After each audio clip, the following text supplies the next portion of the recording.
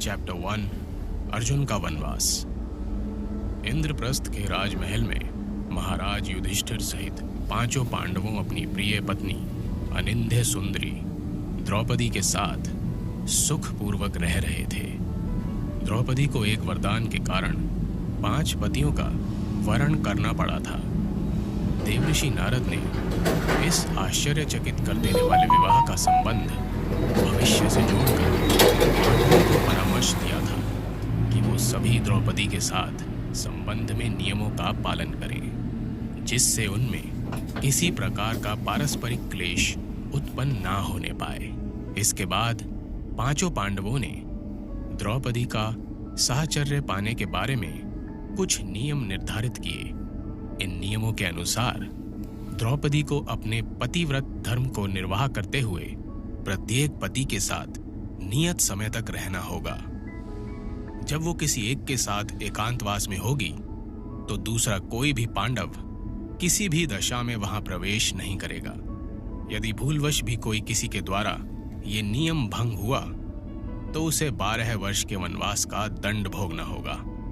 पांचों पांडवों ने इस नियम को स्वीकार किया। दैवयोग से एक दिन एक दरिद्र ब्राह्मण की गायों को कुछ लुटेरों ने छीन लिया। वो रोता हुआ पांडवों के पास आया। उस समय अर्जुन से उसकी भेंट हुई तो उसने अपनी व्यथा उन्हें कह सुनाई। हे कुंती नंदन, धर्मराज युधिष्ठिर के न्याय और धर्म की कीर्ति 10 दिशाओं में फैल रही है।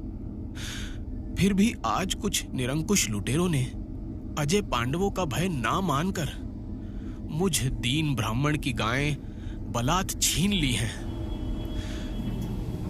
ब्राह्मण ने विनती करते हुए कहा, हे श्रेष्ठ धनुर्धर, आपके बल के समक्ष किसका बल है? कृपा करके मुझ दीन ब्राह्मण को न्याय प्रदान करें। विप्रवर, आप निश्चिंत रहें और हृदय को मलिन ना करें। अर्जुन ने ब्राह्मण को सांत्वना देते हुए कहा, धर्मराज के राज्य में प्रजा को कष्ट देने वालों को कठोर दंड भोगना पड़ता है। उन म्लेच्छ लुटेरों को भी अपनी करनी का दंड अवश्य भोगना पड़ेगा। आप मुझे बताएं कि वो दुष्ट किस दिशा में गए हैं। भोगना पड़ता है।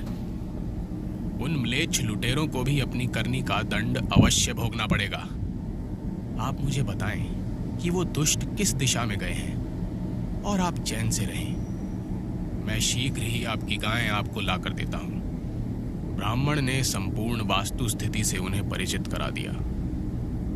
ब्राह्मण की बात सुनकर कुछ क्षण अर्जुन ने विचार किया और फिर सेवकों को आज्ञा देकर ब्राह्मण को सम्मान के साथ अतिथि गृह में भेज दिया।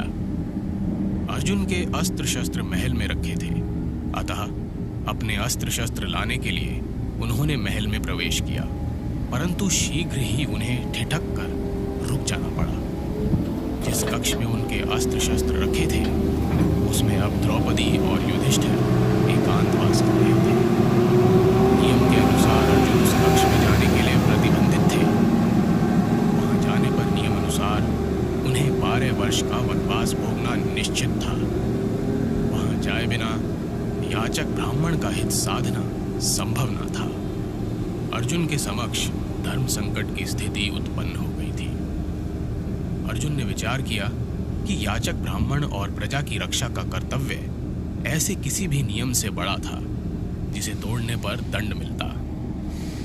अंततः दंड का भय त्याग कर अर्जुन ने क्षति योचित व्यवहार करते हुए उस कक्ष में प्रवेश किया। वहां से अपने अस्त्र शस्त्र लेकर ब्राह्मण की गायें ले जाने वाले दुष्ट लुटेरों के पीछे चले गए। अर्जुन का अश्व द्रुत गति से दक्षिण दिशा में दौड़ा जा रहा था।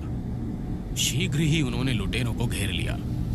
अपने सम्मुख पांडुपुत्र अर्जुन को देखकर लुटेरों को मृत्यु का भय सताने लगा और वो ब्राह्मण की गायों को छोड़कर प्राण बचाते हुए इधर उधर भागने का प्रयास करने लगे। अर्जुन ने अपने स्थान पर खड़े होकर ऐसी धनुर्विद्या का प्रदर्शन किया कि कोई भी दस्यु अपने स्थान से दिल भर भी ना हिल सका। अर्जुन ने सबको बंदी बना लिया और गायों सहित उन सबको लाकर महाराज युधिष्ठिर के दरबार में प्रस्तुत किया। इसके पश्चात अर्जुन ने स्वयं को दाम्पत्य नियम भंग करने का दोषी मानते हुए राजसी वस्त्र उतारकर वनवासियों की वेशभूषा धारण कर ली और महाराज युधिष्ठिर से वन गमन की आज्ञा मांगी। अच्छा